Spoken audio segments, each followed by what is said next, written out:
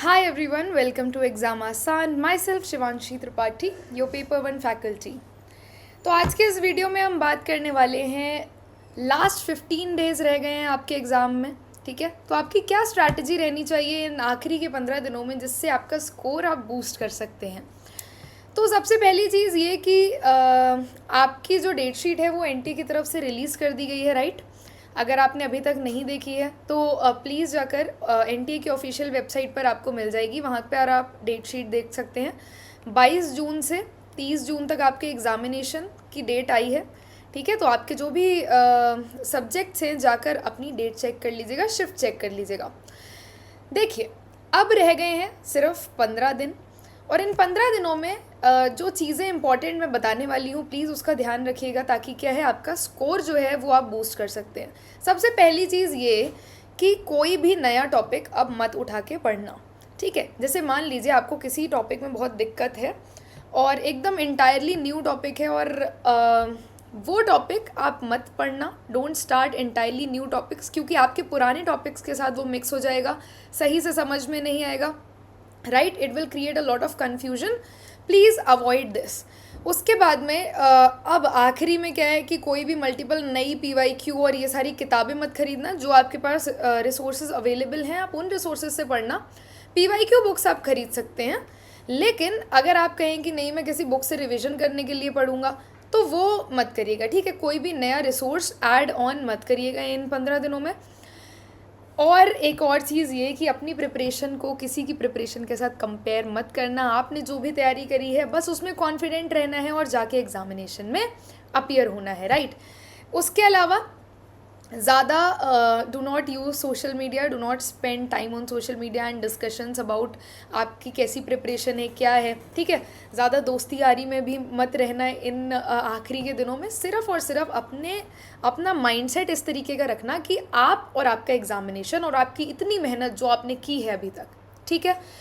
तो ये चीज़ें हो गई। इसके अलावा रिविज़न जो है वो करते रहना है, ठीक है। तो इन 15 दिनों में आपको क्या करना है, आपको कोई नया टॉपिक नहीं उठा के पढ़ना है, आप सिर्फ रिवाइज़ करिए।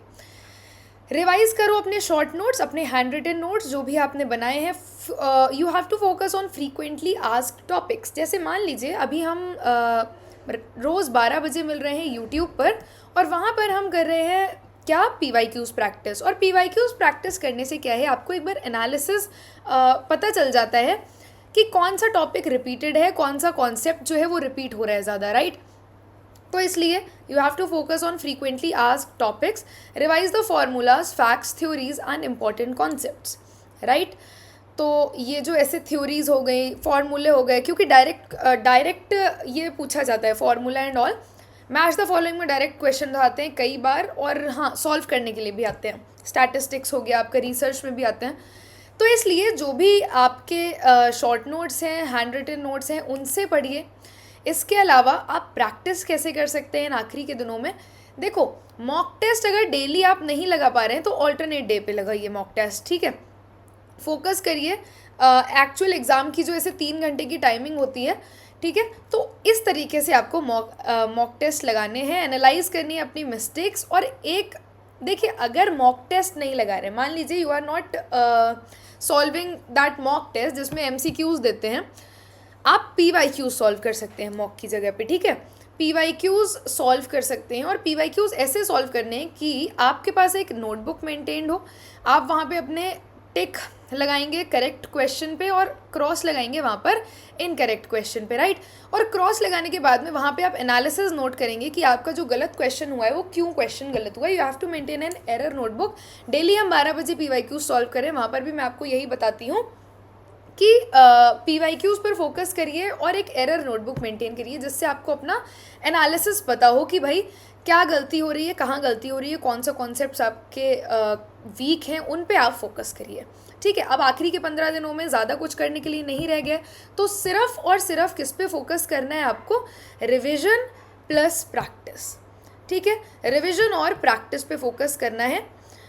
इसके अलावा पेपर 1 और पेपर 2 दोनों को बैलेंस करके चलना है। मैं ये नहीं कह रही हूँ कि सिर्फ पेपर 1 करो ना सिर्फ पेपर 2 करो।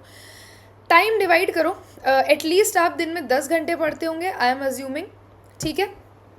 अगर आप दिन में 10 घंटे पढ़ते हैं तो एक दो घंटे, एक दो तो बहुत कम हो गया, 2 घंटे मिनिमम आपको पेपर 1 के लिए निकालने हैं, 2 से 3 घंटे, राइट। और 5 से 6 घंटे या 4 से 5 घंटे क्या है आपको पेपर 2 के लिए निकालने हैं। और जो आपको लगता है कि आपकी वीक यूनिट्स हैं, पढ़ी हुई हैं मगर आप उसमें वीक फील करते हैं, तो उन यूनिट्स पे ज़्यादा अटेंशन देना है। इसके अलावा आखिरी के 3 दिन जब होंगे एग्जामिनेशन के, तब क्या करना है, सबसे पहले एकदम काम रहना है, ठीक है। आई नो कि एग्जामिनेशन में बहुत प्रेशर फील होता है, बहुत एंग्जाइटी फील होती है, क्योंकि आपने इतनी मेहनत करी होती है, लेकिन कॉन्फिडेंट रहना है। जितने बच्चे वहाँ बैठे होंगे सब आपके लेवल के बच्चे हैं, राइट।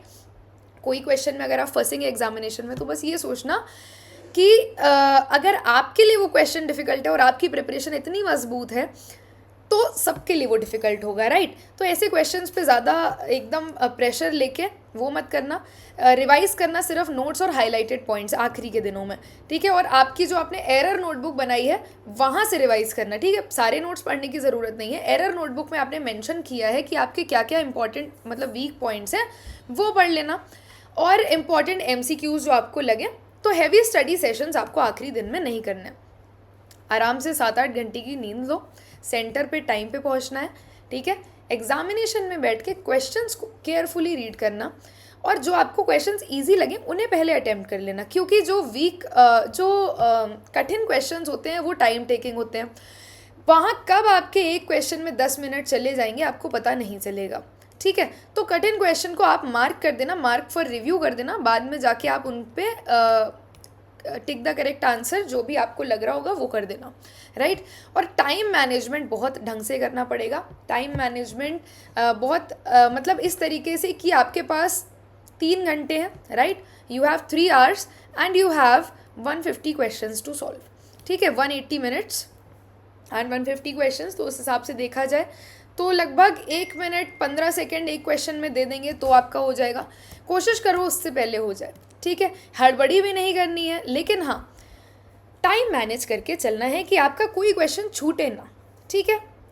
तो ये है। इसके अलावा ये है आज का code, do not focus on how much is left to study, focus on how much you can revise effectively in the remaining days.